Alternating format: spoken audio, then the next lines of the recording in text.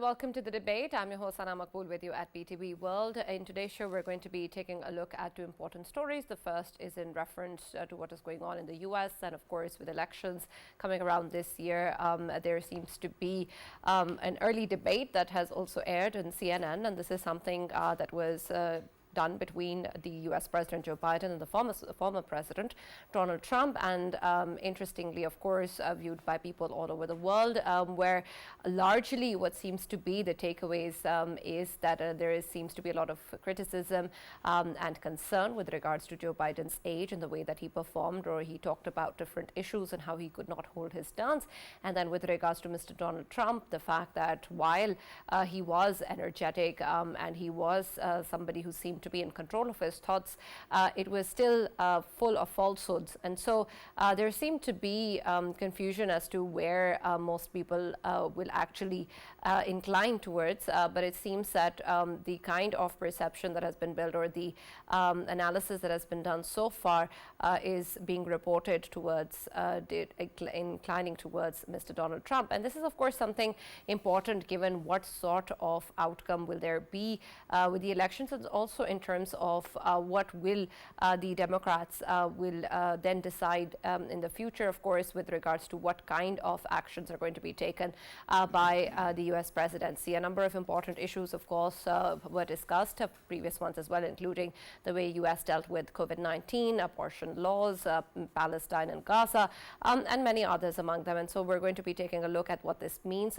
for US politics and what exactly is going to be the future of the elections as well.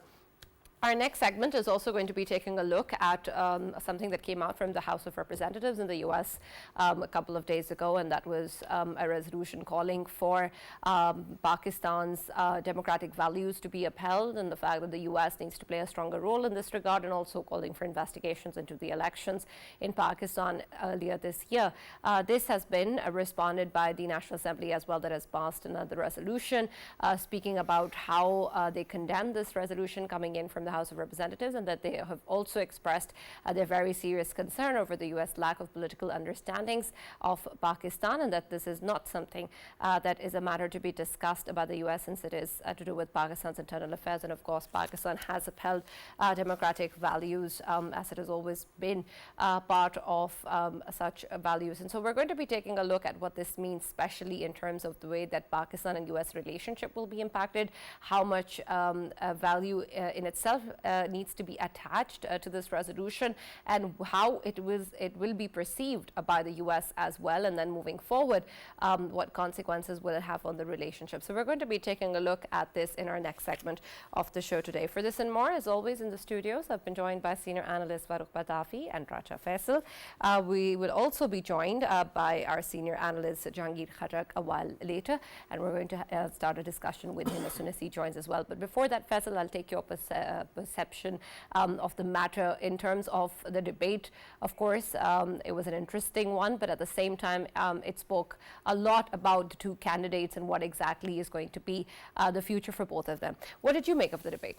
Yes, and obviously it was an interesting debate, and while I was watching, of course, I saw that the Trump factor was still there. Trump is still intact with his usual stance, and that is, of course, he's aggressive, and he comes up with the statements that are considered as, sometimes, of course, received by the Americans as full of lies, but of course they are the Democrats who can consider them as lies.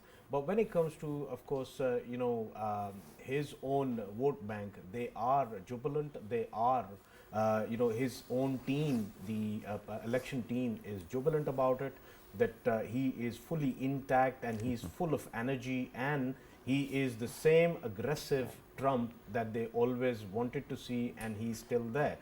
But when it comes to, of course, President Joe Biden, I mean, it is being discussed since a long time about his health issues, and the way he actually, right in the middle of a thought, he considers himself missing somewhere and getting lost somewhere else. So he did not make any sense in certain issues, of course related to economy, of course related to the healthcare, and several other aspects. While he was talking, to me it felt like as if he's lost of words. He hasn't got any words left, and he's lost somewhere else. So, and at the same time, if we talk about the Democrats themselves, majority of the Democrats, of course, they have started talking even on TV channels as well and social media as well. They are giving their statements that still there are other names as well who can be brought forward to, of course, contest this election. It's not mandatory and necessary at all that President has to get into this election. I think they are feeling. But really, do you think that this one debate will make them change course? Not the one debate, but of course, as I have said earlier, that since long, I mean, his posture was being discussed, that he's in a loss of energy that is required to be president of a state like US, and then in that context, I think the Democrats, they will be considering, we might see other names popping up in coming days as well related to contesting the upcoming election. But when, of course, comes to Joe Biden himself, it is being considered that he has lost his energy, lost his charisma that he had before, especially while he was serving the nation, while the previous Obama tenure was seen by a very good tenure of him as well. So in that context, to me, I think there might be few names popping up in coming days. Name few. Overall, I mean, there's the previous leader of course, from New York. I forgot his name. His name is being popped up as well. You are talking about the former governor who was accused of sexual harassment. No, not him. I'm talking about the one who was from New York, and the other name which is being coming forward, that is of Kamala Harris. She's being considered as well. She's the vice president. Yeah, she automatically becomes president. Yeah, and she can be a candidate as well in coming days. And there are, of course, vibes that that might happen in coming days. But overall, both of the candidates, of course, if we talk about aging factor, both of them, they have an age that can be considered as, in electoral history of US, I think it would be, in terms of age, it would be the most aged type of elections we might be facing this time around. And but of course, Democrats, they have a lot to think about their candidate. Right, Faisal, from your conversation, it seems like he's gone. That too, but seems like the age of the U.S. president seems to be the most important issue for the United States of America right now.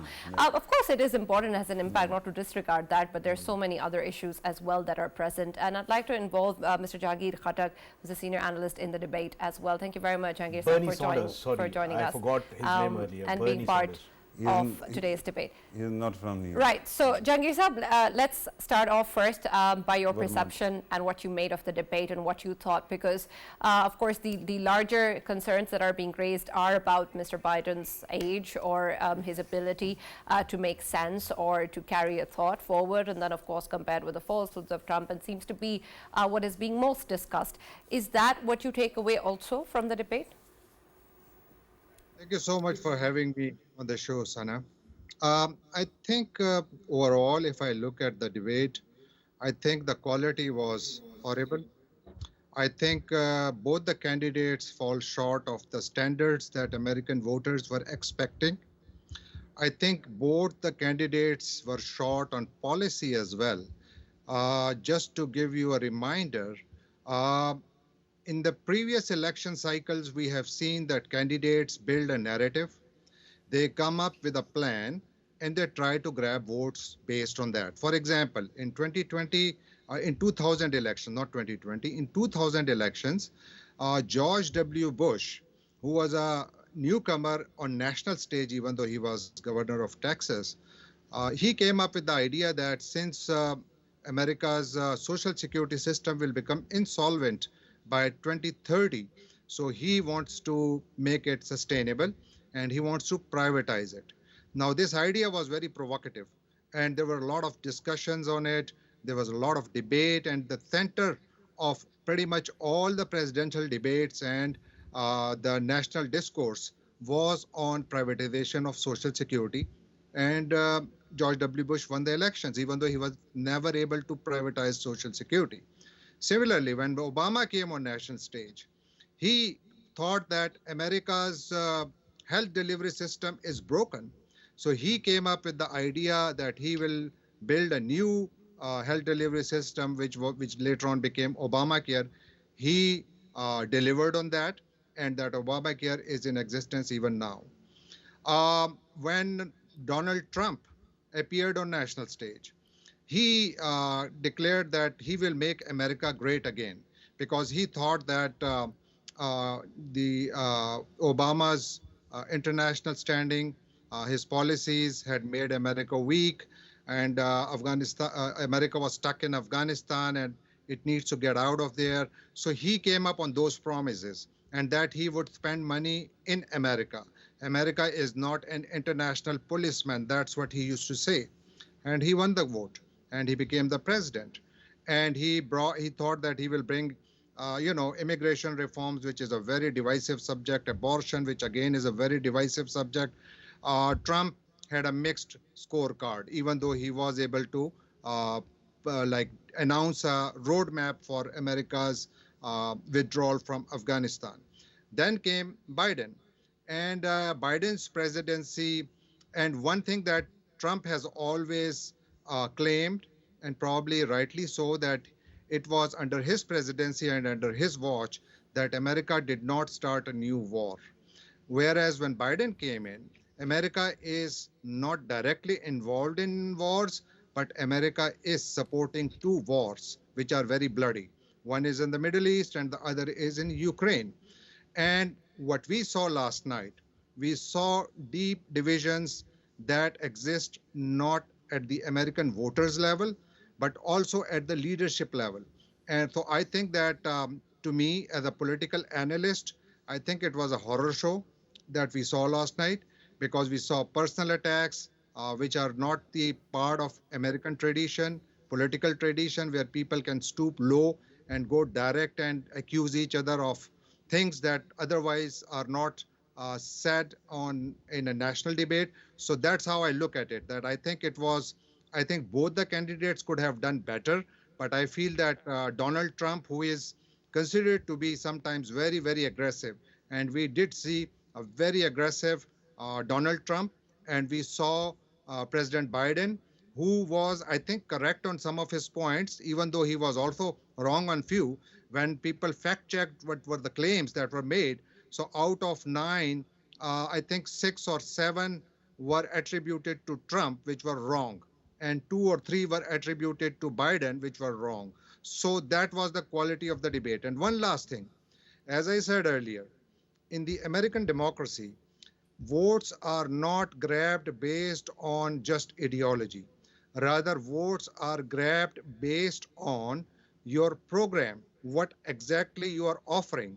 So I think American voters, I being an American voter myself, if I were to decide, okay, which candidate should I vote for and on what grounds, so I did not find any grounds, because none of the candidates had any solid roadmap for pulling America out of the economic issues that this country has, the inflation that is breaking the back of common Americans, and also overall the deep divisions that exist in the country that we have rarely seen. In fact, those divisions are deepening with each passing election cycle. So these are not really good signs for any democratic process. And then the language that we heard last night was also, as I said, I don't think many American voters will be used to such language where each one is calling the other sucker and all those, terms which we have rarely seen in a debate. Yeah. And criminal. Yeah. Mm-hmm. Yeah. Right, Alan. absolutely. Yes, Jehangir sir. Yeah. You wanted to add something? I just want to say that, President Biden is calling him a felon, And Trump is retorting that, okay, if I am a felon, you are father of a felon. And also the day you are out of presidency, you will also become a felon because you are involved in crimes yourself. So these were the claims, which is not helping America, which is not helping a common voter who is jobless, who's like struggling to run the kitchen. So I think those were the deficiencies that I saw in last night's debate, which was pretty disappointing. And it is reflected in all the newspapers that you see. If you look at the headlines in today's newspapers, like you will be shocked. Like I put together a few headlines and just listen to them and decide how America is thinking. And remember, this is mainstream American press. Like New York Times is saying Biden struggles in debate alarms Democrats. And then Thomas Friedman, who is a very respected American journalist, he says Joe Biden is a good man and a good president. He must bow out of the race. This is what he's saying. And remember, Thomas Friedman is a personal friend of President Biden. Wall Street Journal, Democrats discuss replacing Biden on presidential ticket. Then USA Today, who won the Biden-Trump debate? Biden's freeze draws age concerns that you just alluded to. The Boston Globe, Joe Biden's dismal failure. Chicago Tribune, debate takeaways. Trump confident even when wrong. Biden halting even with facts on his side. Time magazine, a very bad debate for Biden. The evening left Democratic insiders got smacked. And Newsweek, Biden disaster. Good night, Joe. How world's newspapers reacted. This is how the world newspapers reacted. So I think it was a terrible night for President Biden, but I don't think that it was a very, very promising night for Donald Trump either, because it left the voters thinking that, okay, why should I vote for either of the candidates? What they are bringing to the table? Is there anything new?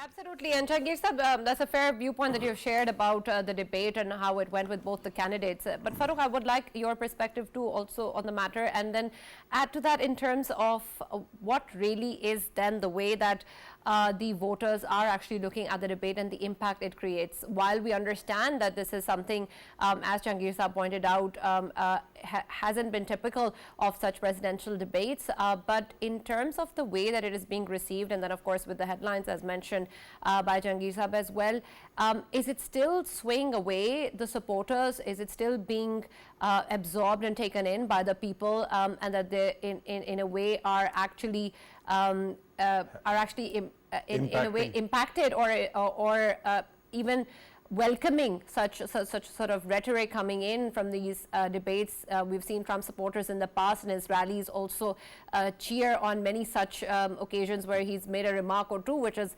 not politically correct, but still that has something that has given him the popularity previously as well. So is that something that the people of America are actually absorbing more so than we might think? Right, Sana, thank you very much for the question, and my salam to Khattak Saab. I think he brought up very important merit-based issues, and I think that unfortunately when you look at the headlines that are dominating America's newspapers, it tells you that there is something substantially wrong with the media as well, because instead of actually going on the content that Khattak Saab actually highlighted, they were also only focusing on performative aspects, right? And that is all right, I understand it.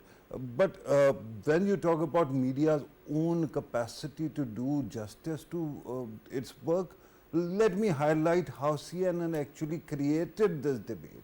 Do you know there was no audience? And then there was a mute button that the host had, so that they couldn't mute anybody who wanted to actually speak out of turn.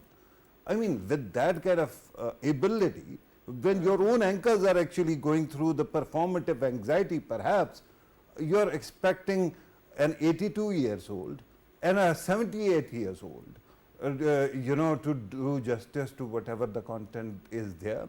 I don't think that is how the world works. Look, one thing that is sad, and I think that, when you talk about President Biden, it is not for the first time that people have actually speculated about his sanity or his age or his ability to articulate himself. One background fact is that he used to have stammer in the past and he overcame that. So it usually happens as another fellow stammerer.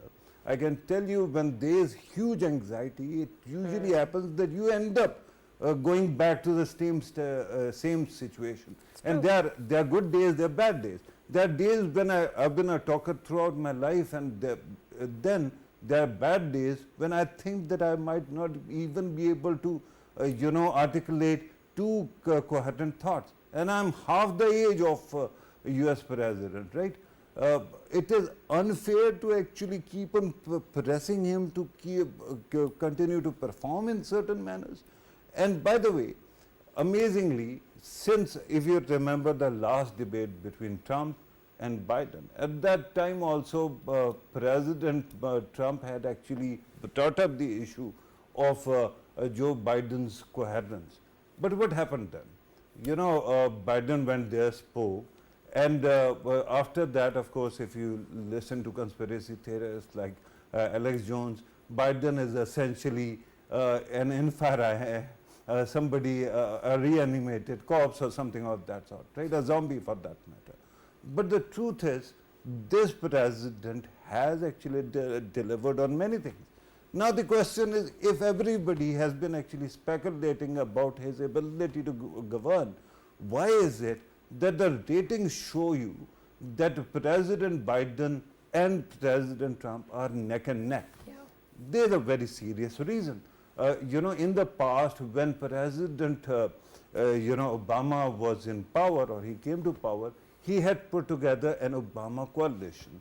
Thanks to Donald Trump and thanks to the fear that he has created among the minorities and other people, and especially now in women, what has happened, Sana? Biden was able to stitch together, even a bigger coalition. And you included all of them, right? For example, Hillary Clinton had lost Latino vote because she alienated Bernie Sanders' base. Similarly, she alienated a lot of other persons as well. But Biden was able to collect them all and put together a coalition that was capable of beating Donald Trump. And this is the highlight of the whole situation.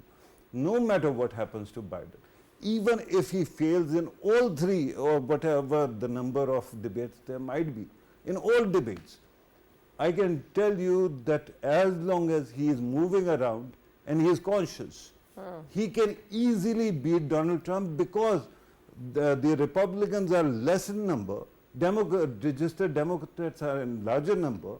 In 2016, there was a division within Democratic camp. This time there isn't any.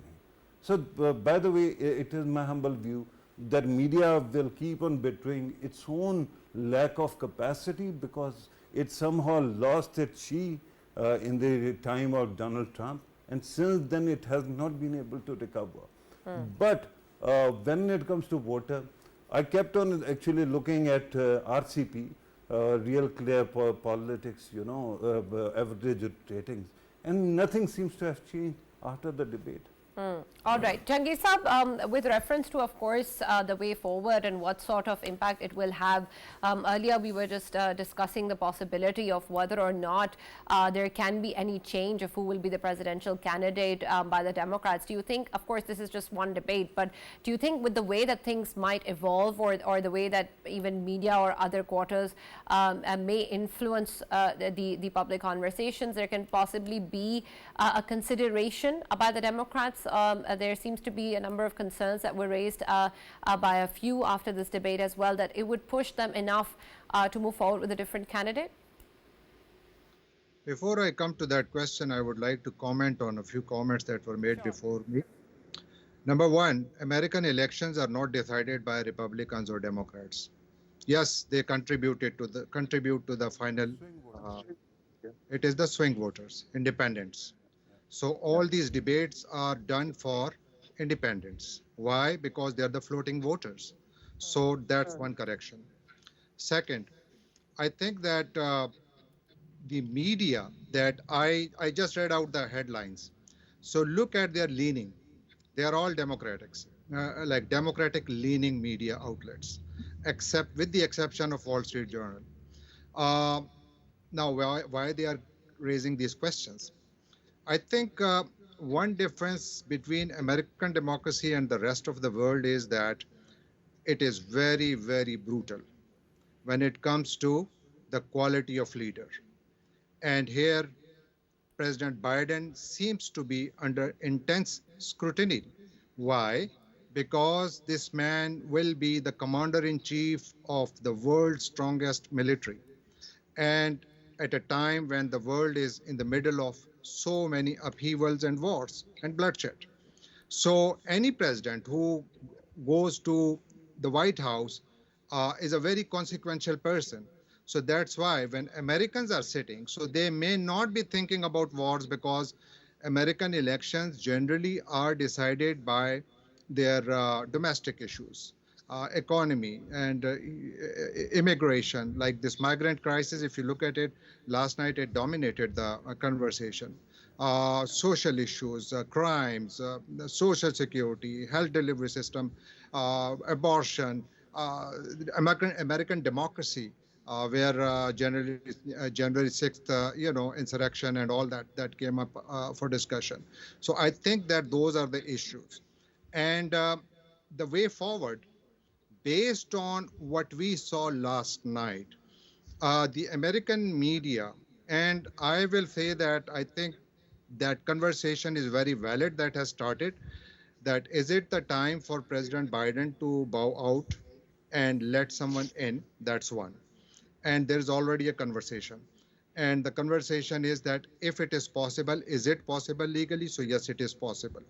Why? Because President Biden is not officially the presidential nominee of the Democratic Party. Rather, it will be happening in August in Chicago when the DNC will be meeting. Exactly.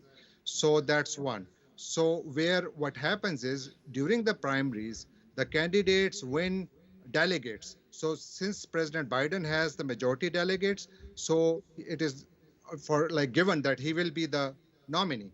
But in this situation, where the questions are being asked about his eligibility in terms of his age and his ability to deliver, there are so many names that are floating around, not just one, two, rather 10.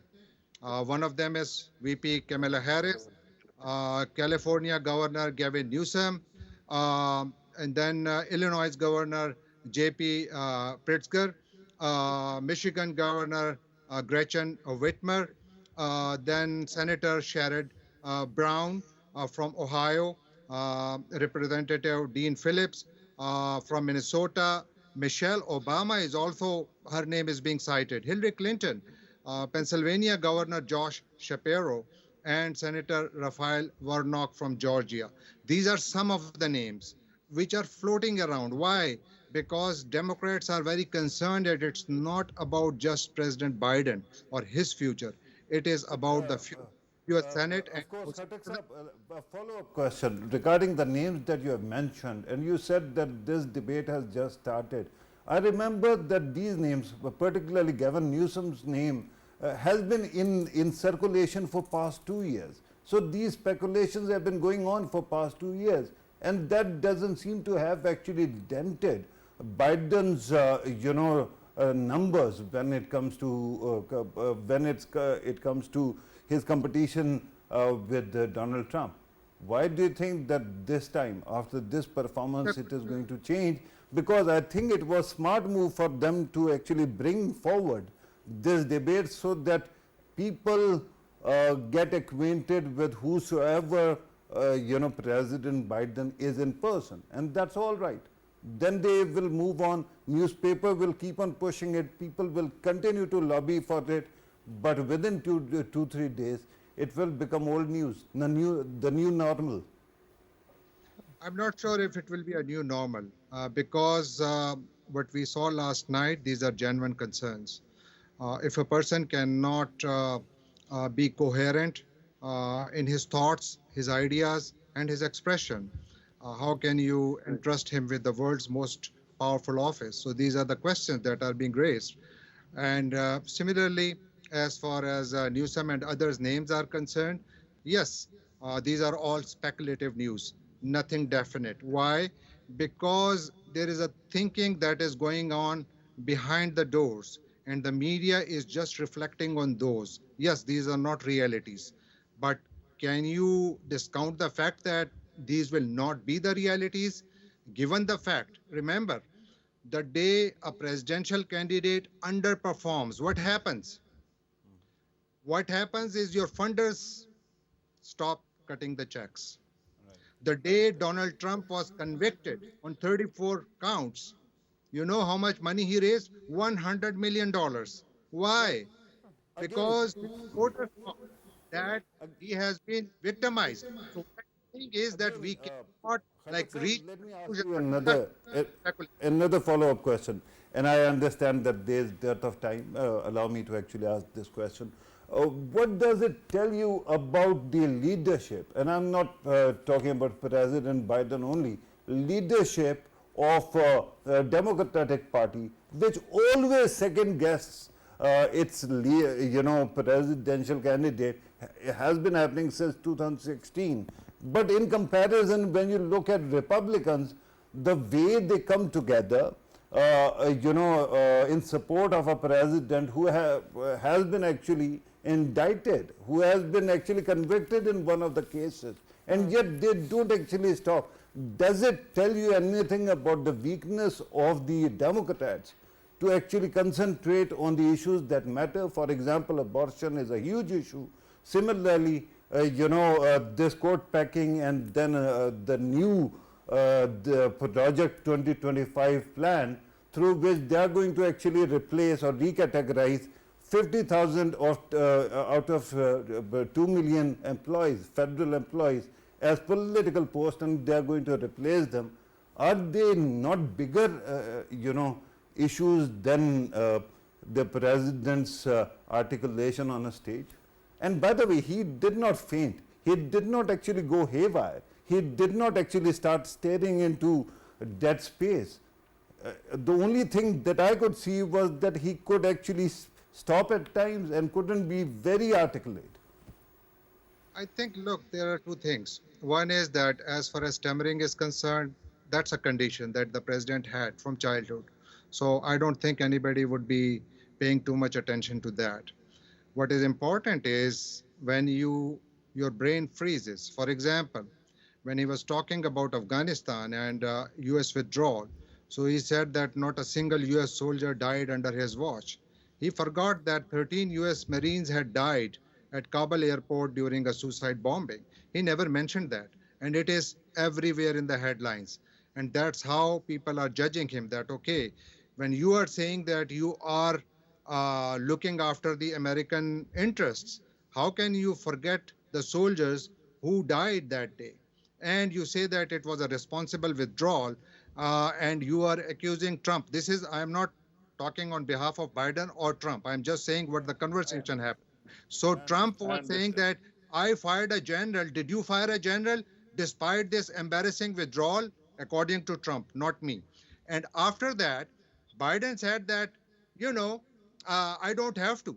But whereas the Trump said that there is an investigation going on right now. Trump did not say, I am telling you that right now there is a congressional investigation going on about US withdrawal from Afghanistan. Why? Why this investigation? Yes, it is political, 100%. Why? Because it is led by Republicans. Why? Because they want to bring President Biden down. So this is politics. This is not leadership. What is leadership? Leadership is the program that he's bringing forth. That's why I told you that these debates are used to build a narrative around which you are building your campaign to court the voters and convince them that I am the person. We did not see that last. Absolutely. Jehangir sir, my last question, of course, we've talked about what this debate, of course, and the impact that it had had on the people. I also want, in your perspective, while we, of course, see both the candidates as part of the debate, how would you compare both the candidates in terms of their own tenures as well? So far, what Biden has actually carried out or done, and how he has fared, and how, as compared to him, Trump had fared, and which do you think, based on that, would be the better candidate for the US, in your personal opinion? And I'm sure that for Sana it is going to be the last question. After you have answered, I have a follow-up question for you, sir. And there's only limited time. And Jehangir Saab, if you can allow me to put a question towards your table as well, and that is related to, of course, when it comes to Palestine, of course, both of the leaders, they were almost standing at the same position, but they were fighting to get more prominence. I mean, one was calling other bad Palestinian, and the other one was obviously he has the history of considering himself more Zionist than any other Zionist. He called himself, you don't have to be a Jew to be a Zionist in past. So where do you see both of them standing in context of Israel? I think you picked the very important subject, and that's where you can many people will be judging both of them. Look, President Biden at Donald Trump's rallies have been called Genocide Joe. Why? Because he's accusing him of facilitating a genocide in Gaza. That is what is happening. Donald Trump has been critical of Israel's current military operations. Rather, he has warned Israeli leaders that you have gone into international isolation just because the way you are pursuing it. So he is asking that, okay, you have to finish this war quickly, otherwise you will be isolated. President Biden, on the other side, is saying that it's basically a blank check, except for the 2,000-pounder bombs. He is giving them everything that Israel needs. And he says that, and he said it last night as well, that the help will continue until the complete defeat of Hamas. Now, the question is that can Hamas be defeated? The Israeli army itself is now at war with its own prime minister because they have told Netanyahu that Hamas cannot be defeated. Now, this is what are the ground realities. And when the people like me and you looking at it from far away and looking at the carnage that's happening in the Middle East, and when we compare that, would the world and the people, the American voters, especially those who are on the streets, more Americans have protested against this war than anywhere in the world. Those protesters will vote for whom? The person who continues to send bombs and death parcels, or the person who says that I will use my influence to bring an end to the war.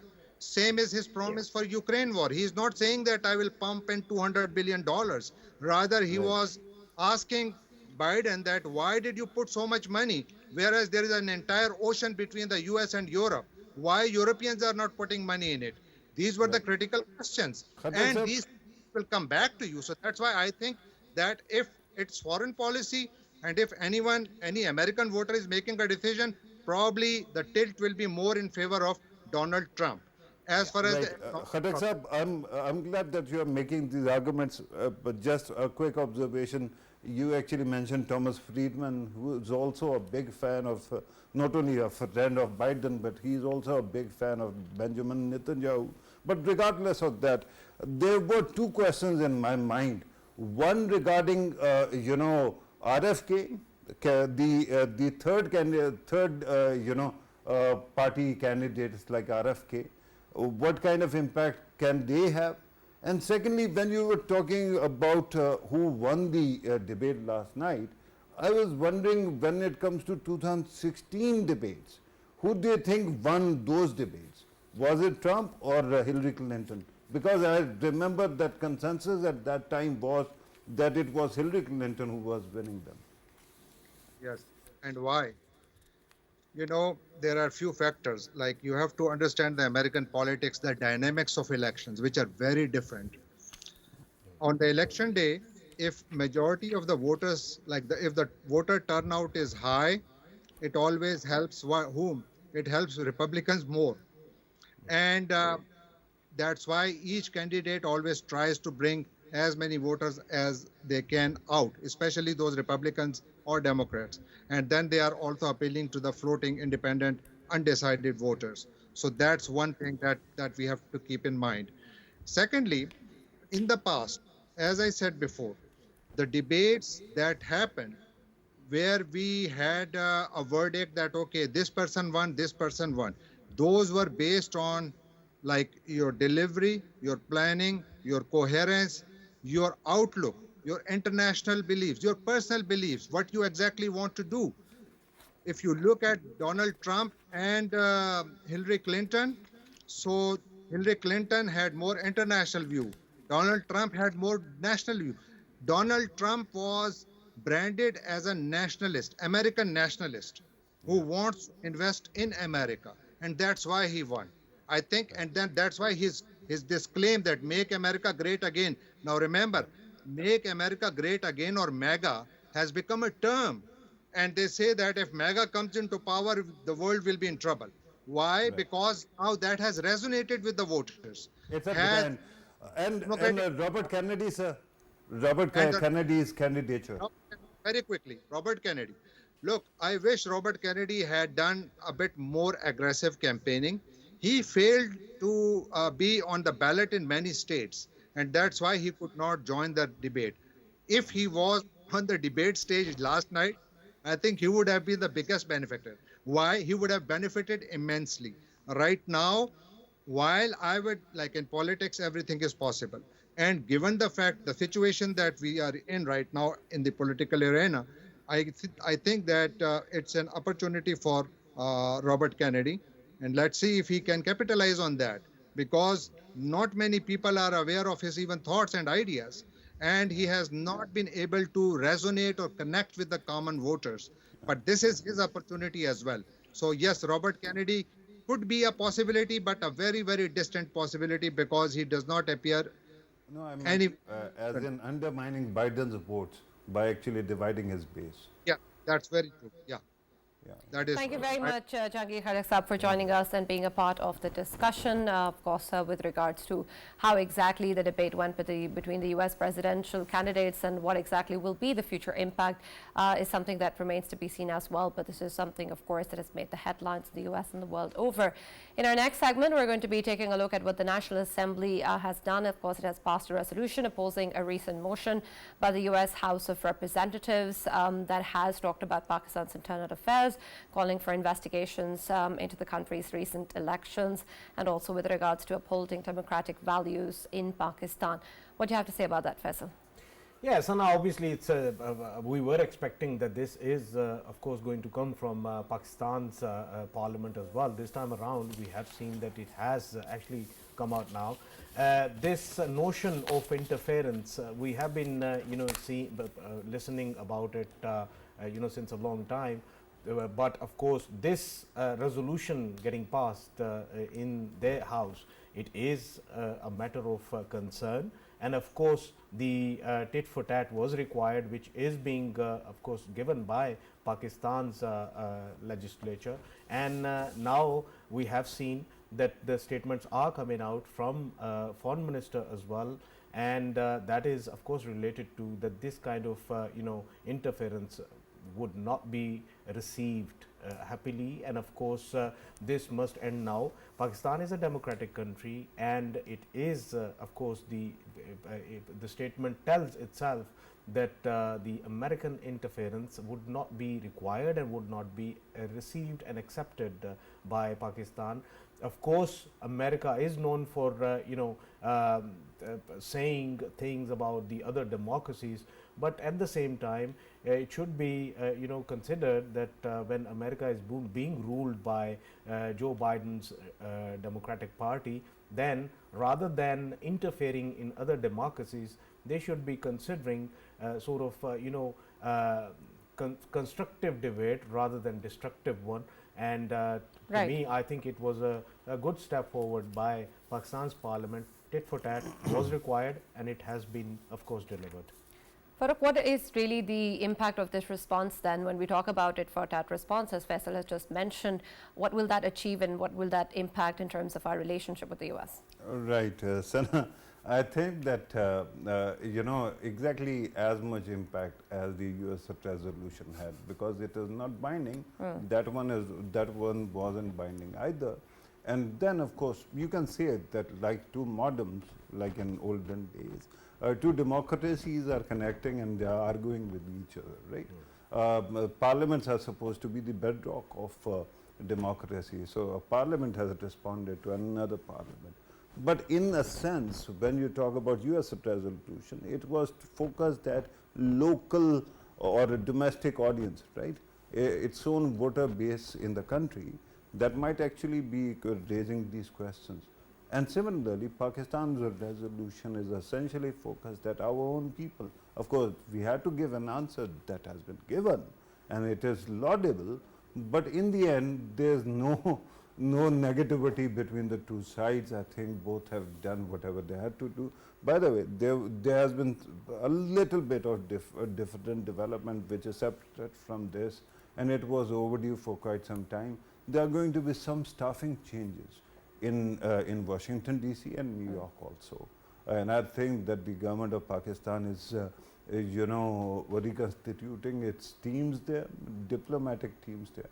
So that is also a welcome development, because in the end, whatever happened in their parliament or their Congress, or for that matter House, it was a kind of failure of lobbying on our side, right? So I think that if this correction comes, it is a welcome news. All right. Thank you, Farrukh. Thank you, Faisal, for joining us in the debate. As always, that's all that we have from the show. We'll now see you on Monday.